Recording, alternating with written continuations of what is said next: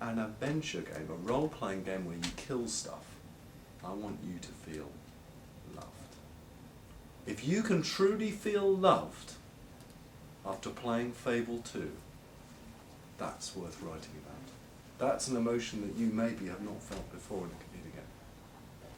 And so that feeling of love, that feeling of being loved, consists of 3 elements. And I'm going to talk about those elements. 2 of them I'm going to talk about very briefly. One of them is very cheesy. One of them is pretty simple.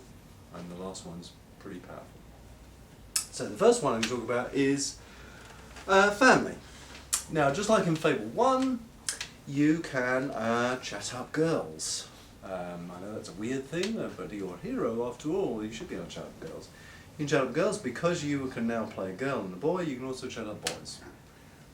If you play as a woman, you can get married, and if you're a man, you can get married. You chat up somebody up, and then you get to know them, and then you get married, and then you can have protected or unprotected sex. Now, I know sex is a tricky subject for Americans, but you know, that's how you make babies. And you, because of the unprotected sex, you can have a baby in a game. It's lovely. This little baby giggling away and crying repetitively. If you are a female hero, there is a slight pause in your adventuring because you do get pregnant. I think this is one of the first games ever that has a pregnant hero, but there we go. And this baby, because you play the life of a hero, will grow up, and he will get older, and he starts talking, and you know, he looks kind of like you, and he behaves like you. If you're evil, he's evil. If you're good, he's good. And this is one of the cheesy moments. This is easy, but it works. You can't help smiling, because occasionally when you come back home, the doors will burst open and this kid will run out and say, "Daddy, Daddy, Daddy, I've heard the brilliant news, you killed all those scorpions, you're a hero." And you just feel good. I mean, it's easy, it's cheap, but you feel good. And that's what I want you to feel, is good. I want you to feel these emotions. He'll also, if you've been an evil person in Fable, he'll also come out and say, "Oh, by the way, Daddy, I've beaten up everyone at school and I'm the school bully." If you're an evil guy, and if you're a good guy, you would have bragged about beating up the bullies. And those are great emotions. The second emotion is being appreciated. Now, you know, I have played countless games, and I have saved princesses and kings and queens and countries and worlds and universes, but it's very rare that anyone said thank you. And just the world recognising you as a hero, for whatever hero you are, and turning around to you and saying, "Do you know, you're fantastic." Just bigging you up is an important thing. You feel good about it. Now those are the cheap, simple ones, but then all the big ones. The big one is what I'm going to show you now. And what it is, I needed something which, and this is a big risk, and you might well, I fully expect some of you to write, "I just don't get this." But it's worth the risk, because that's why we're here, is to take these risks. Is I wanted something that you cared about. Because if you cared about it, then I can really tell a story. Until you care about something, doesn't matter how bad the bad guy is, doesn't matter how dramatic the death scene is, it's going to mean nothing to you. If you care about something, suddenly it can be a real story. So the thing I'm giving you is a piece of gameplay, and this piece of gameplay is with you all the time. And it is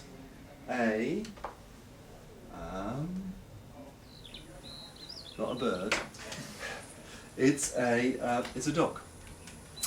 And this dog, we have used all of our expertise, everything that I have learned and the team has learned over the years of working on AI and behaviour. This dog is the best we can possibly make it. He's very cute, he is fully adaptable to you, he looks at you and worries about you, he'll adventure with you. You can control him, absolutely, and I'm going to talk a little bit about that. We've spent a long time on his look, on his animation. This is my dog. he looks like this because of me. Your dog will look completely different because he's fully morphable. He can turn from a vicious Doberman into a cute sheepdog. And his whole behaviour has been balanced around some very, very strong ideas. And the first of those strong ideas is the biggest risk of all. This dog wouldn't work if he pisses you off. If he's aggravating in any way, he's not going to work. So his first thing in his mind is, I must not be aggravating. That's like a law of robotics, like Asimov's law of robotics. I must not aggravate you as a player. So if he does, we've lost you. His second rule is, he loves you. He loves you like no other game character ever has loved you. He worries about you, he cares about you. If you're not happy, he's not happy. His one whole purpose in life, he loves to see you happy. He hates to see you hurt. He will do anything to protect you. And so think about those two things. Now, let's talk about how to control. So, control. Well, yes.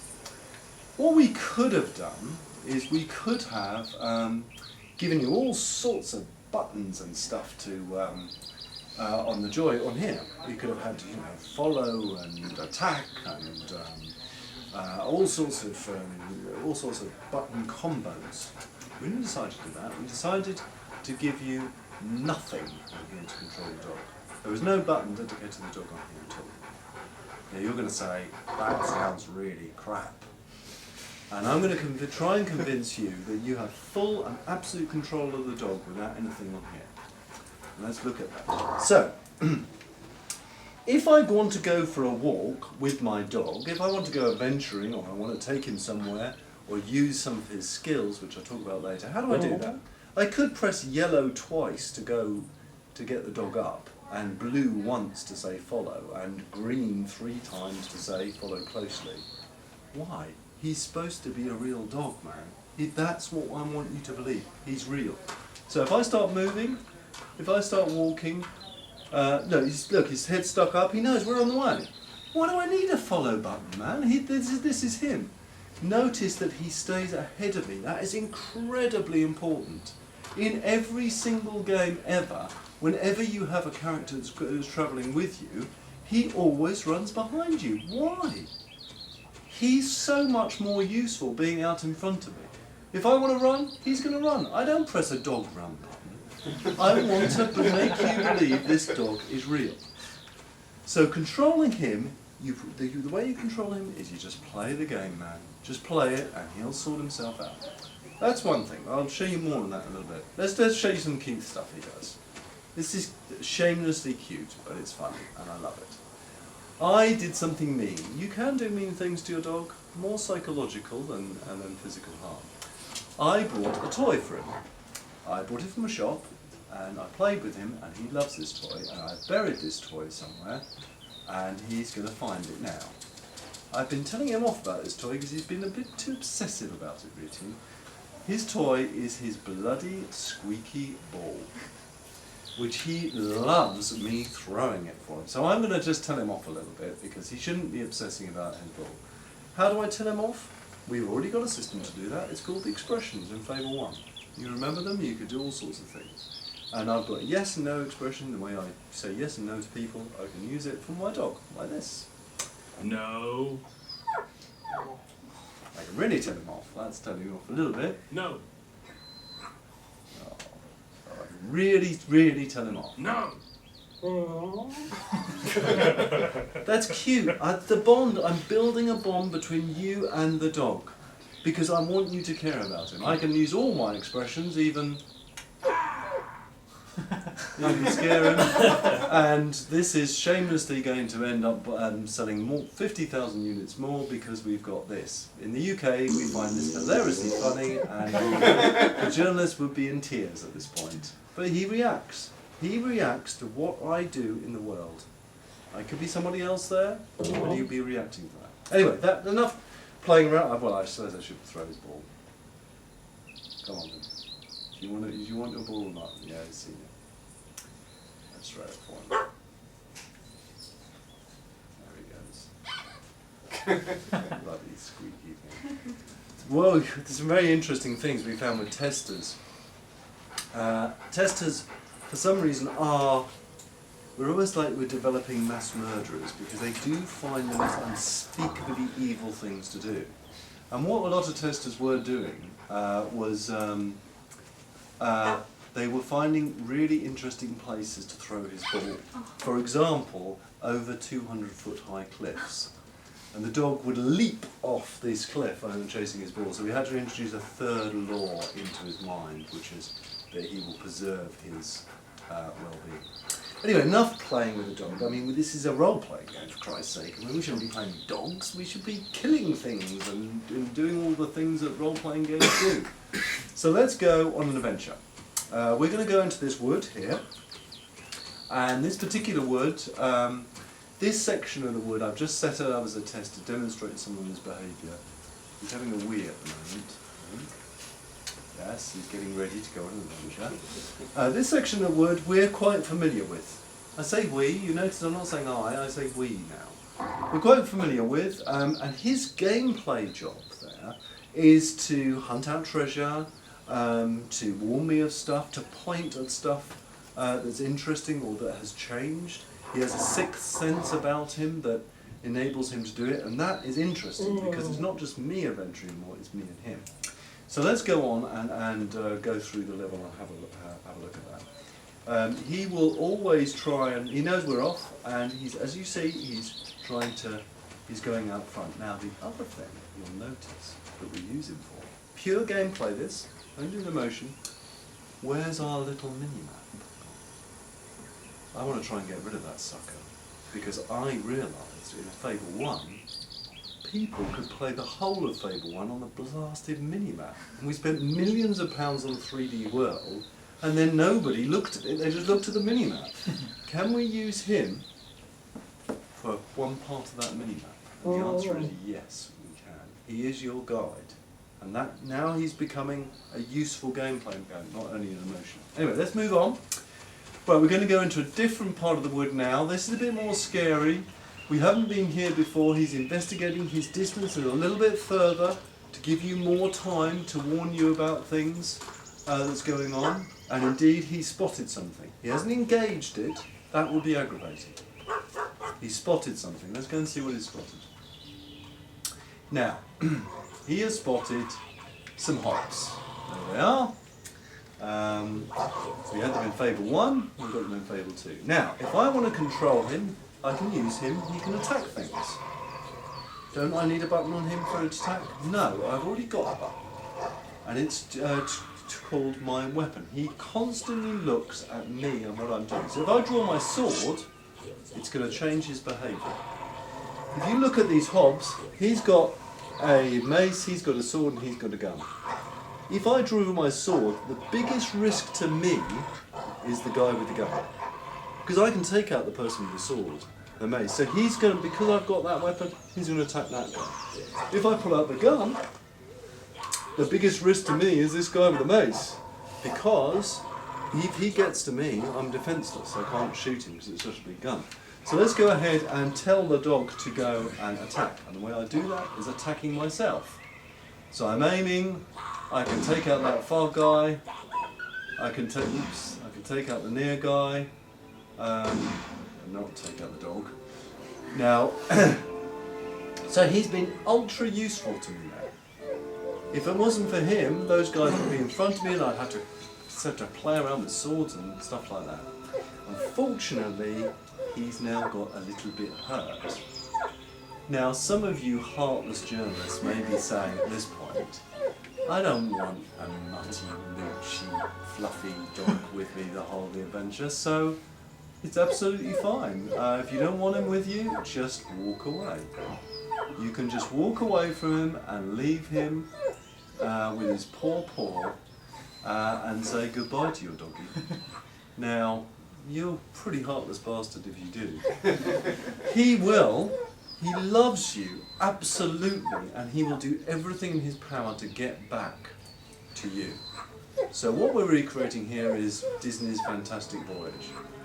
if you're in a pub an hour later and you're sitting playing a pub game or chatting somebody up, you will hear a scratching at the door, and the door will open, and in will come this bloodied mess, and everyone will turn around and go, "My God, who would do such a terrible thing to a dog?" And they'll all turn to you. That's going to make you feel something, and that's all I want this feature is about. There is gameplay there. He's going to help you through dungeons. He's going to be involved in the story. But the whole of this feature is just to make you feel something. It's to make you care about something, and that's why I'm passionate about it. Because if in the end you care about something, then it will stay with you. Anyway, well, we will. Normally we wouldn't be on. Let's just press the wrong button. Sorry, that's dangerous. It's all happy. Don't chase your past the dog. So that's the main feature. If you care about him, then it's going to be a lot more interesting in terms of story.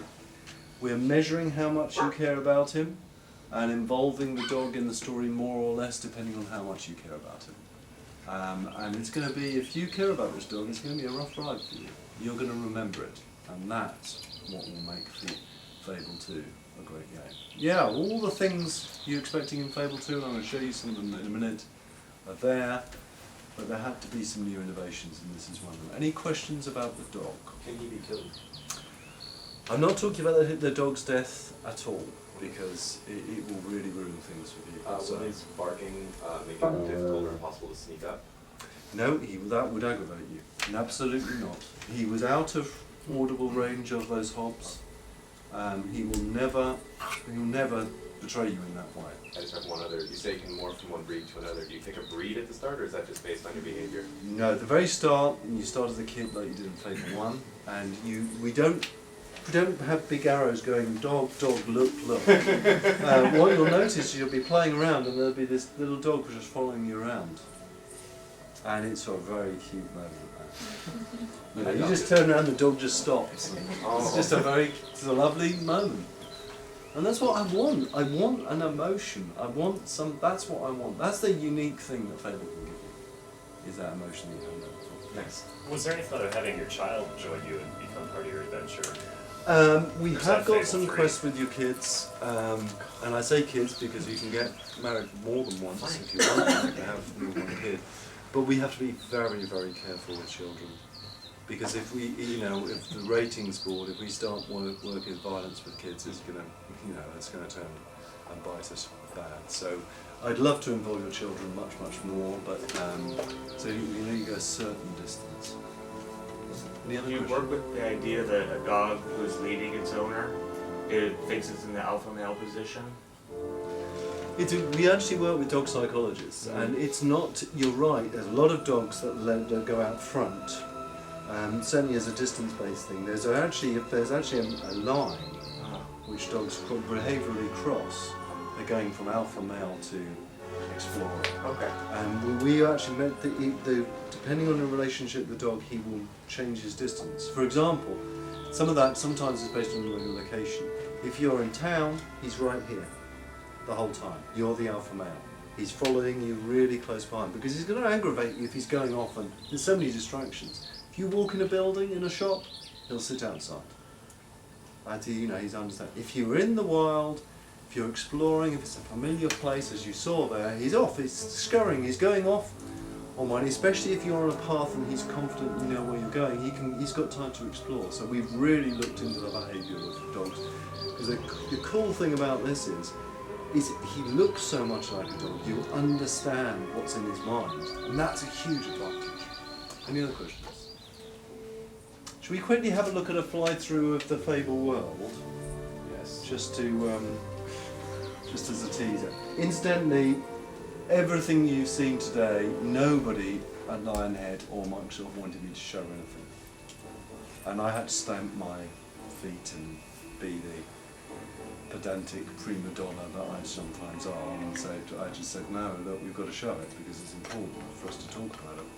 So all this engine, everything to do with the dog, everything you're going to see now is all work in progress. It's a huge, long way to go in quality terms, especially visually. It's not. It's way below the visual bar that we want to get to. That blending you see that dog, that's the place we want to get to, not some of the stuff that we've seen. So let's go have a quick fly through of the Fable world. These are some of the locations we've already built. I want to talk a bit about those locations. There's no people in here, this is just the locations. So I want to talk a little bit about the gameplay. Right, for a start, does anyone remember Bowerstone from Fable 1? It was the main capital. When I say capital, it had about 30 buildings, it wasn't really a capital. Fable 2 is set 500 years further on. The world's changed. It's not so many heroes anymore. It's more about commerce and wealth. There's a lot about. It's set in a sort of highwayman era with guns and horses and carriages. So let's have a very quick look at Bowerstone now. We're trying to make a whole city. That's the castle. This is where the rich people live. Up here, this is the trading district where the sort of middle classes live, and then down here are the slums where you start the game. One of the cool features about Fable 2 is this, and there's a lot of cool stuff. There's a lot of cool stuff there. Let's look at this thing here. One of the things that you can do is, in role-playing games, buying stuff is really important. Buying a bigger weapon is really important. Now, armour is really important. And I've always liked owning stuff, and I've always liked being wealthy, and I think that's really interesting. So you can buy this, and that, and you can start running a small business from these and getting money from it. Why do we stop there? Why can't I buy this and put my family in it? Or this place here, a tavern. Why can't I own that tavern and run that tavern? In fact, why stop there? Why can't I? Let's just go back a frame and say, why can't I own? Where is it? I missed it. Oh no, I'm sorry. It's gone completely. It's very hard to do. Sorry. Let's see that actually. Why can't I buy that castle? In fact, why can't I buy every single building that you have access to in Fable? Every single temple, every single dungeon, every castle. Why can't I actually buy every stage that I play through this game? And that's what you can do. And there's a full economy simulation there. When you buy something, you unlock quests to do with that thing. You can be known as a grocer, you can be known as a landlord, you can end up as being mayor of the whole of Bowerstone, you can end up as being king or emperor. And that gives us an enormous amount of gameplay, an incredible amount of gameplay. And that's not one of our big features, that's just let's go on carry on flying through.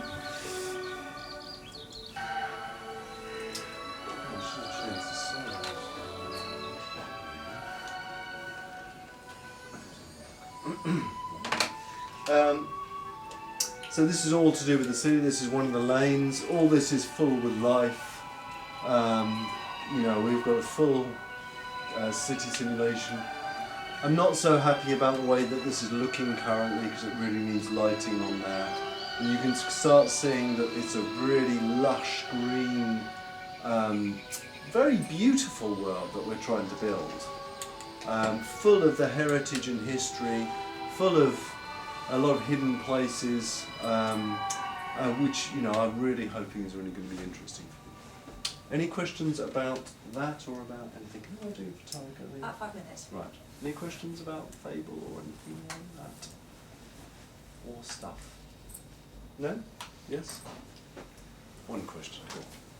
How far out do you think it is? I mean, well, that's a very tough one to answer because we've got a lot of work left to do. There's a lot of work left to do with the engine.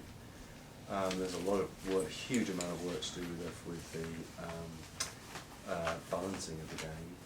And we are taking a very, very brave approach in terms of combat. The reason we're doing all this is that a lot of people brought Fable 1 for those, wow, I'm going to get something different, and I really wanted for them to feel that sense with Fable 2. You know, if I don't get it right this time, I shouldn't be making computer games, because I don't have time pressures. I've got a team who totally believes in what we're doing, and Microsoft totally believes it, so I've got no excuses this time. So the time's the difficult one.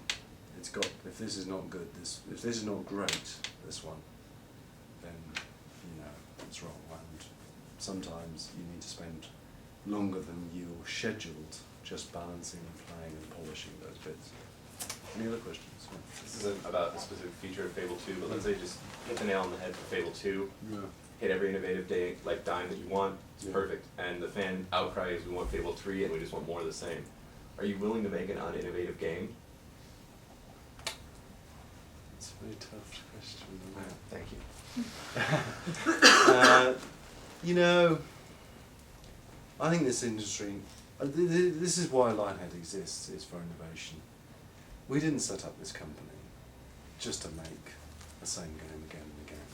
Other people do that very well. They do that exceptionally well. We did it because we felt that we could take, you know, brave steps. And if I believe that we've reached the high water level mark of this industry, of computer entertainment, I'm not going to be here anymore. I don't think we've even scratched the surface. And if I turned around in Fable 3 and said, what, you don't want this, this and this, you'd rather just have that? Then there's a lot of boring people in the world. Saying that, I mean, you know, I might well stand up and say, look, this is the greatest game we've ever made, it can't be at the top, I can't imagine it will. Thank you. Any other questions? How big is your team? It is a really big team. It's been a really big team ever since we started. It was about 45 people when we started. That's very unique. I mean, previously it was like 10 people when we started.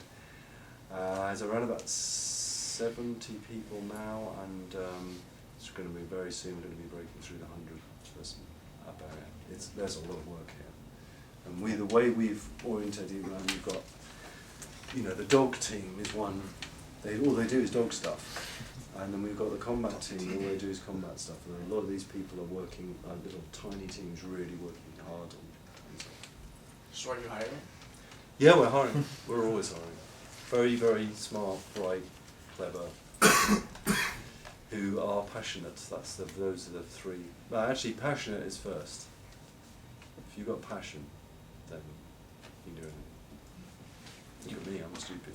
Do you plan to innovate as much with Xbox Live as some of these single player games? I would love to tell you about that. And in previous years, I would have, you know, I would just be itching for someone to ask that question. I would love to tell you about it. What's the one thing that makes this generation different from the last one? It's not processor power, it's the fact that you're all connected. Right. And if you're going to build something... I just want my dog to play with other people's dogs. Exactly. That's not an announcement, by the way, of anything. But we'd be dumb not to consider some stuff like Right, that. I think that's probably it before we get on to all of the stuff.